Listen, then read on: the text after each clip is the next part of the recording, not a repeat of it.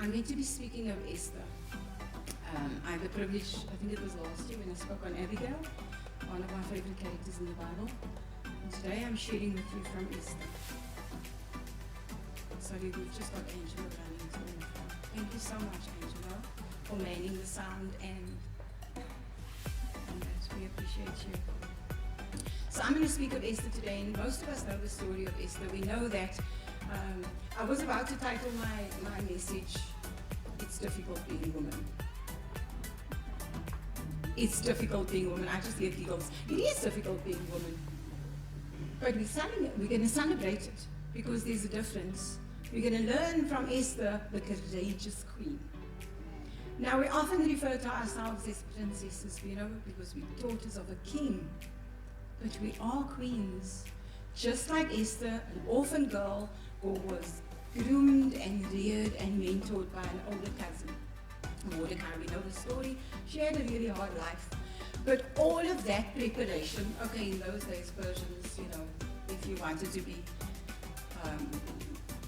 established and all of the above, you had to go through a lot of beauty therapies. And just imagine, if I really wanted to serve somewhere and reach either management, if it's in corporate or marketplace like we know it, or in ministry, you'd have to go through a lot of that. That would be awesome, I know.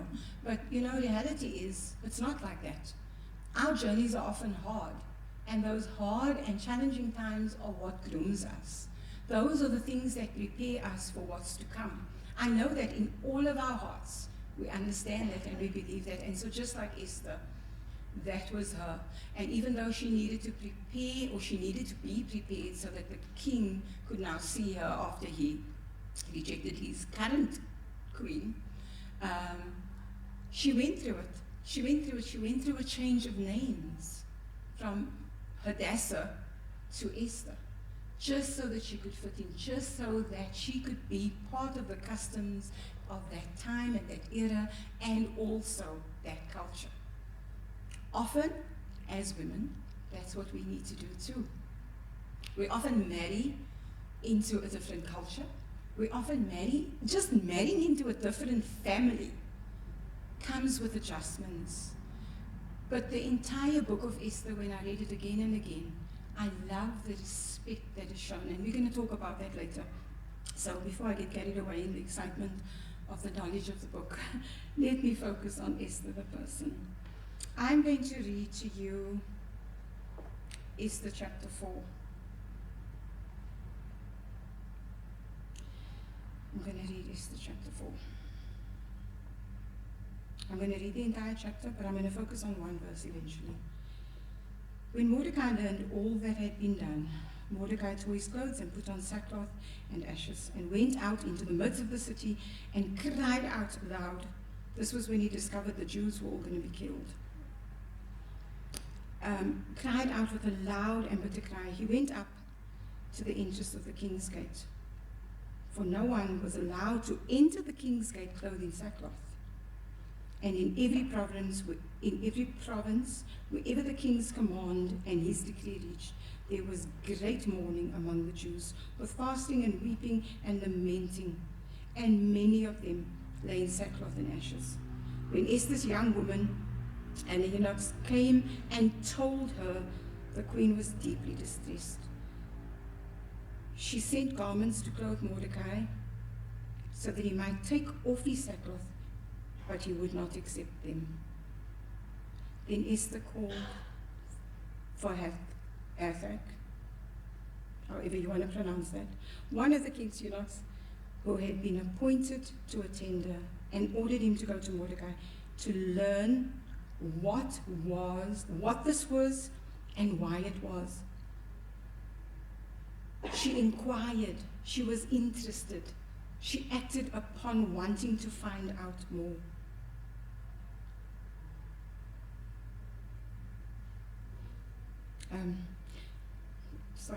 And Mordecai told him all that had happened to him, and the exact sum of money that Hannah had promised to pay into the king's treasures for the destruction of the Jews. Mordecai also gave him a copy of the written decree issued in Susa for the destruction, that he might show this to Esther.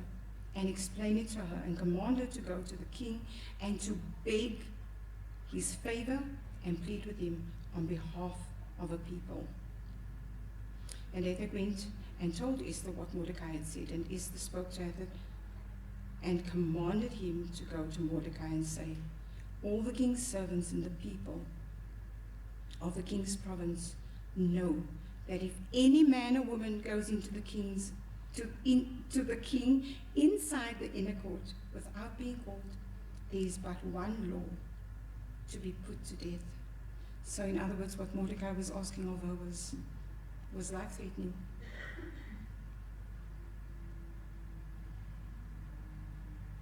Except that the one to whom the king holds out the golden scepter, so that he may live, which is mercy.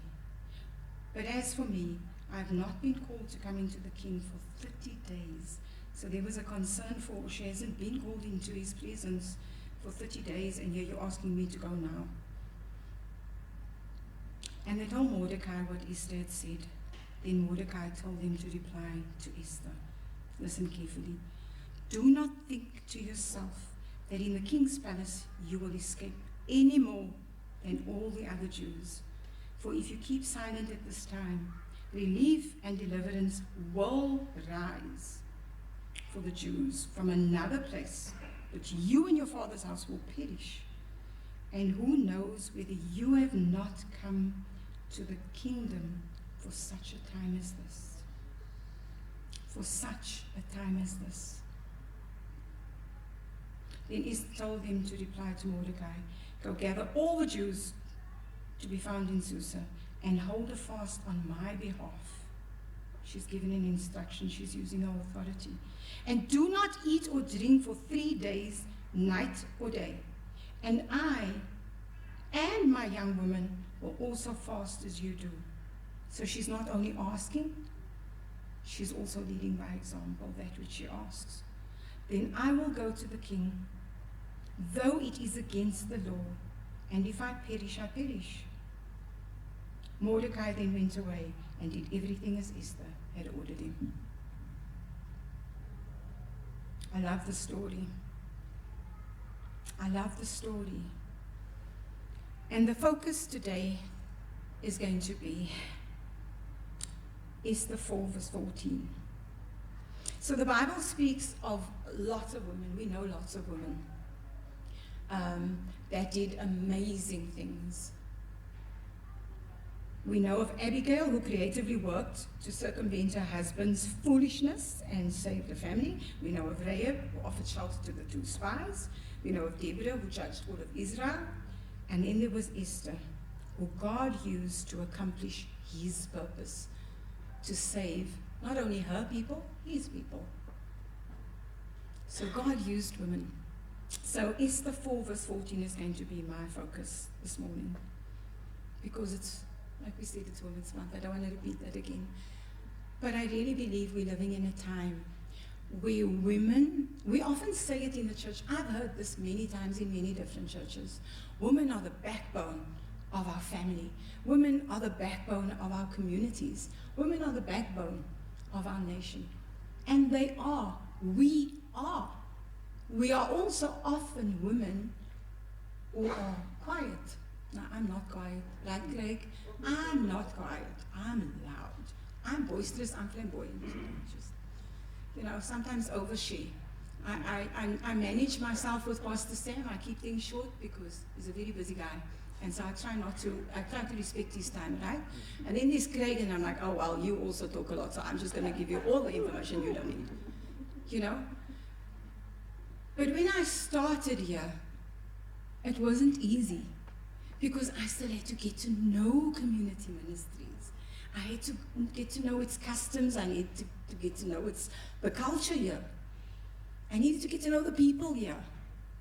And this is what Esther did. Remember, she's a Jew and now she's in Persia and she's queen. Sure. Guys, I already know it's very difficult, even just if I think of my own little bubble, my own world. But again, what came out was the respect. She listened to the laws of the land and she respected it. I don't know if she agreed with it, but she respected it. She respected Mordecai, or was her mentor. You know what else I understand about that? In a time such as this, how often do we stop and see who is in our sphere? Who are the people in our community, the people we see every day? Meshach, this is going to come as a shock, but you're part of my community. I'm starting to see you more and more here at the office, and we have to interact more, so you become... So now, guess what? I've got to stop and say, Jesus, what is my role in my relationship to Meshach as I get to know him? But Father, what is your purpose for Meshach in my life? How often do we do that? How often do we stop and consider the people? Simon doesn't just serve on the last Sunday of the month and comes to help me set up. I've got to stop and say, Father, in my relationship,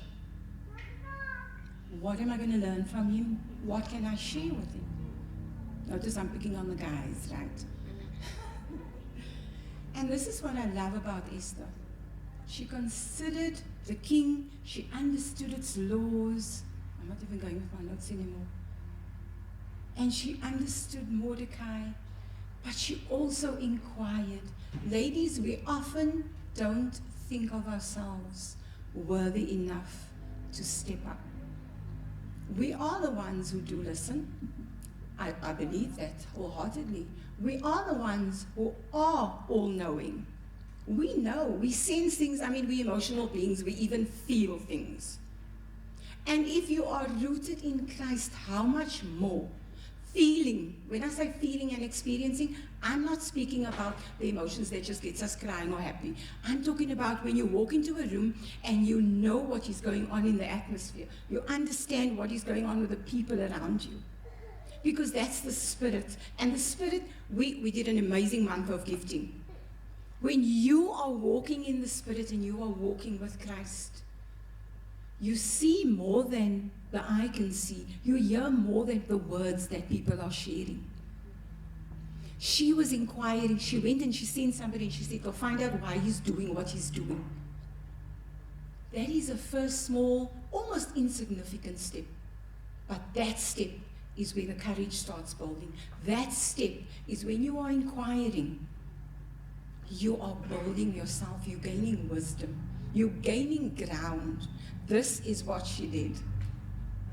I want to encourage women today. I've often had women in the service who would come to me afterwards and they'd say, you know, I really can't partake in this. I don't feel comfortable with it. Let me just say, Edith, amazing woman. I'm getting to know her little by little. Every Sunday I target her. She stood here. When I asked her about doing this, she was like, ooh, can we have a dry run? Can you guide me through it? I didn't need no dry run to do with her. Did you see how boldly she stood here? Did you see how she stood in the authority and the confidence that she had in herself? She took an opportunity that was granted to her. In fact, she first said yes, and then she asked me about it. So I love women like that, because I'm like that. We always think after we answer. That's what we need to do. You'll understand what I mean when I say this. You can put the next slide on, by the way. Sorry. And so that is what we need to do. Often the moms, they feel insignificant. They're like, I'm not sure how I can serve. I'm not sure what my gifting is. The fact that you're a mom, it's a privilege, it's a blessing, it's a gifting. You have nurturing, you have compassion, you have another level of understanding, and you have another level of patience. Not all of us with teenagers, but you have another level of patience. I don't know much about Queen Esther as a mom, but I believe she had patience. She had to wait and see through what was going on, because there was large time frames between when the decree was given of kill the Jews to when, well, they weren't killed, thank the Lord. But there was time periods, so there was patience.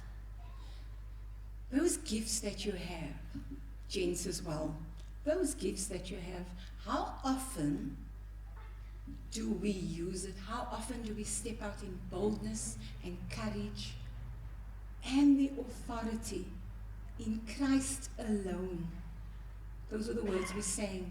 I trust and I really hope that those were the prayers of your hearts as you sang them. Because not even the hands of death can take me away from the love of Christ. and all that you believe that the Father is. So he's a man of authority. You know what else I love about Christ, God my Father? He is the creator. That's why I love imagination, and I can't get enough of telling children, use your imagination when you pray. Create pictures as you're praying, and those words, put together that picture of what that looks like to you. And when I do that and they say, why? It's not only because Christ imparted that, but he is that. So if he is that and he's alive and he's living, and I believe that he lives in and through me, I can be that. I can be that. I believe this is what Esther, and Esther was very humble. I'd like to believe I am too. I'd love to believe I am too, and I trust that at times I am. But you know what? When you are bold and courageous, you can't be that without humility. You can't be that without humility. Because there's a humbleness that says to you, you know, when you get nervous about being here, and that is because you have to depend on the power of the Spirit, the power of everything that you put into teaching and filling yourself with His Word and living it and believing it. So, she walked in obedience. She accepted that God has put her on this journey. And she could speak up, she could inquire, she could do things. I also love where I emphasize where she instructed people. She said to Mordecai, go and tell everybody to pray and fast for me. Ladies and gents, if we know that God has called us, if we know that we've been given a task, whether you're a nurse, whether you're an entrepreneur, whether you are a sleep therapist, you know that you've been called. You know that you've been called. We often think of only the people who serve on a Sunday to be the people who are called. You're not. You can be called to marketplace, and you are a representative of Christ. You're a representative of a kingdom. That is mighty, but humbling, because often we're too aware of our brokenness, our challenges, poverty, the families we come from. So I struggled for the longest time of my life, my insecurity of not being good enough. My breakthrough came when I understood that in my brokenness, He still chose me. He chose me to come alongside women in my community. When I was a first-time mom, I was bored at home because I'm used to working, so I started a mom's group in my lounge. And ladies, it meant so much to the women in my community, but it was only after that I understood it. Only after. These are tears of gratitude. Because I've seen, I have heard, and I live by this word. And the breakthrough came when I accepted what He was, all the things that I say He is, and I sing and I raise my hands, and I say, this is who you are to me, Father. I realized He imparted. He gave me little bits of Himself, just like that bread pieces. So if you take enough of that, you could make a full cracker. Right? It makes it whole, makes it real. Only the last few years, I've been walking more and more in what He's called me. I keep my chin up, even if it's hard. And you know what? So this was something I've had to learn, part of my testimony. People don't easily get on with me when I wear that other hat, not the pastoral, caring, soft hat. I have to wear the hat of like an operations director, or I've got to, put things in order. Very difficult. But it was in understanding that that is my call and that's my mandate. This is what Jesus wants me to do. And when I embraced it with a joy and an understanding that my entire life's journey, all the little bits and pieces in it, and all the difficult things in it, has not only supported that, but has shaped that to help me to accept. So the understanding and the accepting. When Mordecai said to Esther, what if you are called for such a time as this? I'm sure he made that woman say to herself, oh my goodness, what is this man asking me? What if it was me in this time? I would say, what? But we also know, because of the steps that followed after that, or the events that followed after that, she definitely reflected on it. What if I was called for such a time as this? He challenged her enough to say, don't think that because you're the Jew now, but you've got the Persian name, and you're in the king's courts, that you will be exempt from it. She wasn't. He brought that to her, and I love that because, again, there's a mentor. She respected him. She respected him, she listened to him, she pondered on the things he was saying, and that's what we need to keep doing. Right, Maddie? We look at the people around us and we ask God, what is their purpose? How do I listen to them?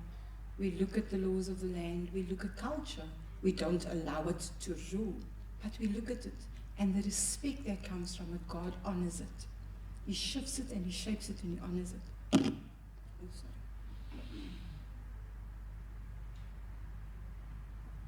In verse 16, I have to turn to my Bible for verse 16. Go and gather all the Jews. Go and gather all the Jews on my behalf. Excuse me.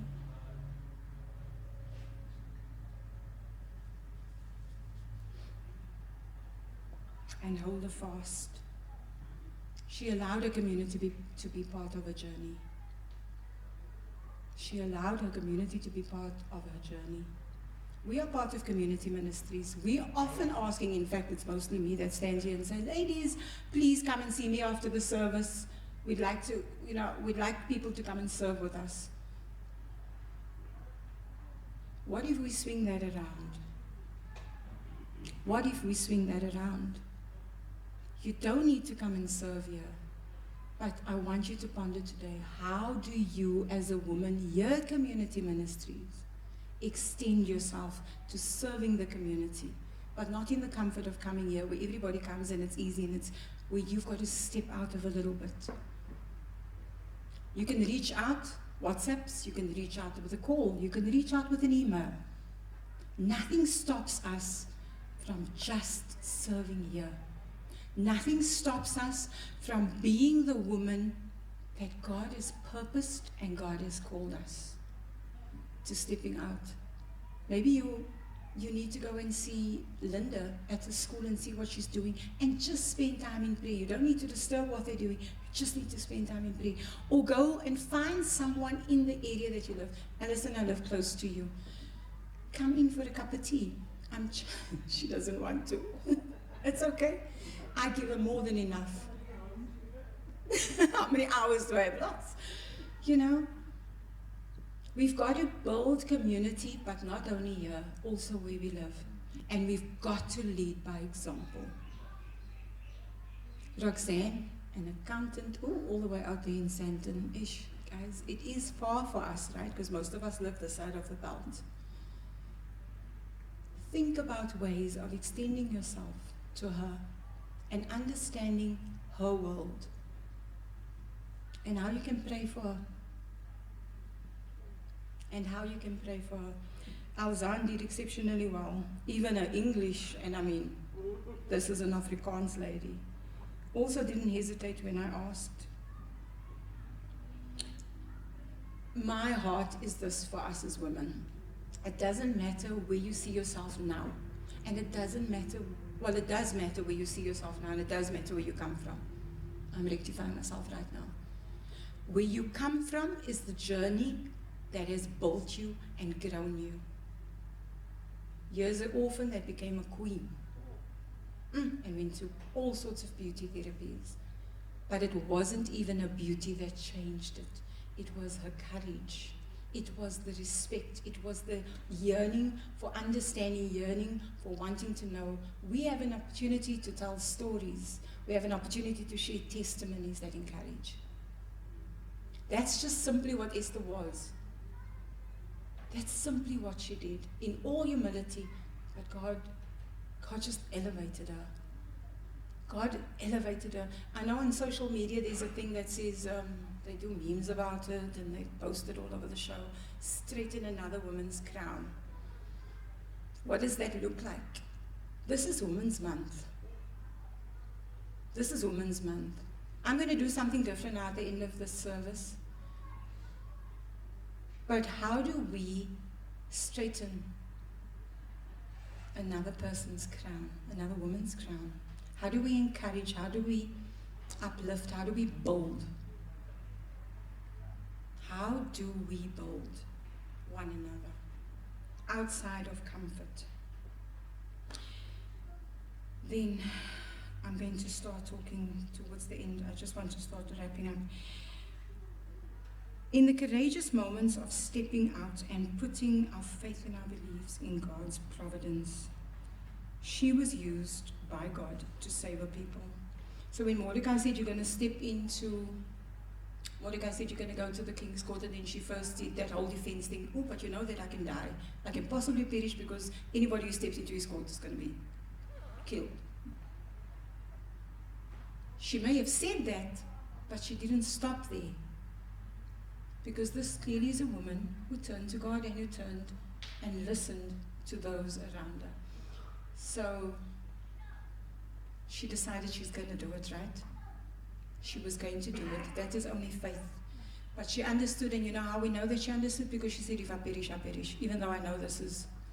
But she also went humbly and she also went respectfully. This is how I understood it when I read it, and I read it in various versions, you know, just to see how they play with words. And she was successful. She was successful because he actually put out his golden scepter, and we know that she says there that if you put out the golden scepter, those are the people you would listen to. And so he did. So there was favor, and the favor came through obedience. But also, we also know the scriptures that say that where we are in unity, it commands blessing. Another simple thing that we often, only when we talk on that topic do we want to elaborate on it. But those are just ways of life. Those are principles, daily principles to live by. And so this is what she did. And when she did it, and she asked the king to save the Jews and discovered, and she had to tell him that she also is a Jew. He spared her, and in that, the verses to follow towards the end of chapter 14, of chapter 4, she used her authority as humbly in that situation where she turned around the heart and the mindset and the plans to kill the Jews. But we also go on to see in, I think it's later in chapter 9, where she actually wrote a letter that it became the law. It became the law. So as her acting out in simple little steps of faith, respect, and understanding, and in obedience, she grew. She clearly grew. And she started walking in authority more and more, that she got to the end of that book of Esther, and she wrote a letter that became law. That says a lot to me. That absolutely says a lot to me. Start with small steps, ladies and gents. I was hoping there was going to be a lot more young people. And ladies, this is what we need to take to our younger women. Take the step of faith. Take that small action. Build on that action. Build on the knowledge of what faith means to you at that time. Build on it. Like, I almost want to say, test your own faith and say, Father, if this is not faith, show me. Holy Spirit, if this is not your guidance, your wisdom, show me. Desire that. So that you go from orphan to queen, so that you go from a humble woman. I look at Christine and I have the utmost respect for Christine. She's here every day and she's either vacuuming, dusting, polishing, cleaning. But when she knocks on that office and she says to me, I'm taking some time. Somebody's walked in for prayer or counseling. Then I'm like, yes, ma'am. Unsuspecting. We often come here and we see her busy, but that's what she does. And I see her growing in it, and I see her get excited about it. She'll often come and sit there. I've got a spare desk in the office, and she sits there and she shares, and we pray together. She doesn't give me details, people, trust me, she's very confidential. But we'll often pray about the people she sees, the people she gets to speak to, the people she encourages. And I see this woman light up. I see her light up. It's awesome, it's exciting. And I honor her. And I esteem everything that she does. And I wish to encourage her. And I know, Maddie, if you come here during the course of the day, clearly this is an invitation. Please spend time with her. Listen to her words of wisdom. You can grow from her. She can grow from you. That's what it's about. That was what I believe Esther was about. I don't want to focus on her as a queen. I just want to focus on her as a woman. Because I have the utmost respect for women who come unsuspecting, just doing what God has called them to do. And I love seeing the end result, the authority and being elevated to a queen. And that is not what only the king done. I believe in her heart of hearts, she walked because she believed, I am who he says I am. So out of all of what I shared this morning, which is probably most of it was not on these notes, I'm going to go to the last. I just want to wrap up 3 principles that I came through, or that I learned, that was embodied in this very powerful book and the story of Esther.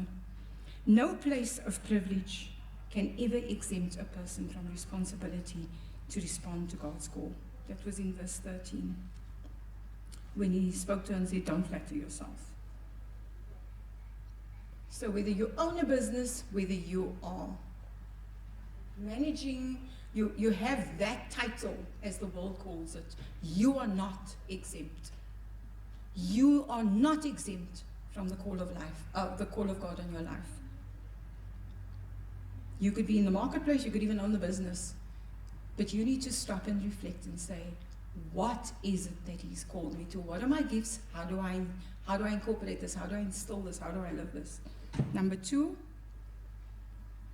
although her situation is hopeless, her situation looked hopeless. She literally had to do what the law asked of her. Then there was her entire people that was going to be killed. God is never helpless, verse 14. God is never helpless. If it's not you, I love the fact that Mordecai was bold enough to say, if it's not you, it will be someone else. You know what? I don't want to miss that opportunity. I don't want to know that God has called me to do something and I don't step up and then he uses someone else. That's going to hurt. It's really going to hurt. I want to be his child. So for everything he's done for me, I want to be the one. Because at the end of the day, I get to say, he picked me, despite the fact that I failed him, despite the fact that I let him down, despite the fact that I'm a mess some days. He chose me to do it. What a privilege. And my last point, a God-given opportunity is an individual's received privilege. There was an opportunity for her to step up, to do something, to bring the change, to be the change. If she did not take it, she had a choice. She would have missed a God-given opportunity. And how did God honor her? He allowed her to save his people. He allowed her to walk in authority. He allowed her, a humble young lady, to, I almost want to go as far as saying, to save a nation. To save a nation. Because of a letter, they still celebrate Purim. To this day. It just carries on from generation to generation by simple obedience and respect. So yes, these are the things that I wanted to share today about Queen Esther and the change that she brought to start our Women's Month off. Are you not called with all your gifts? And in this current sphere that you find yourself in, work, home, or other, are you not called for such a time as this? For such a time as this are you not called